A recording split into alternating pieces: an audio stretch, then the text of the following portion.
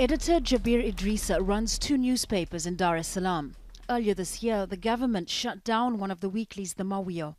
That's after it published criticism of the outcome of elections on the semi-autonomous island of Zanzibar. It has been the cry by the government, even with Mawio, that we are publishing seditious materials. In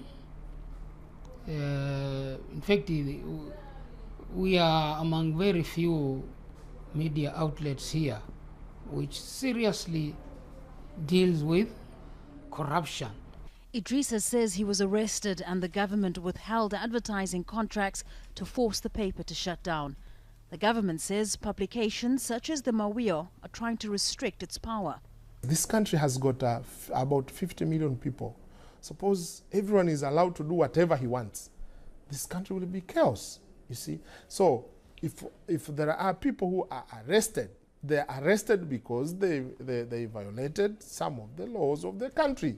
Some media outlets say they're being targeted for criticizing President John Magufuli and the government.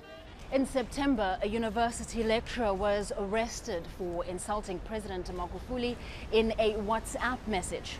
Insulting the president was made a criminal offence last year, and those found guilty could face jail time or a heavy fine. So far, 10 people have been charged under this law. The government has banned all political rallies for the next 4 years. It says opposition parties should instead address their concerns in parliament. A recent survey says President Magufuli's plans to curb government spending and fight corruption have increased his popularity. The main opposition party, Chadema, says the president's anti-corruption drive is a smokescreen. He is attacking the democracy writ large. The press is his enemy. Political parties are his enemy.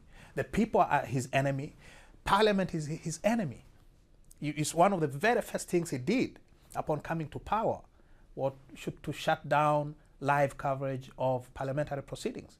The government says turning off the TV coverage was to cut down on costs. Chadema has twice called off protest rallies against what it calls repressive laws.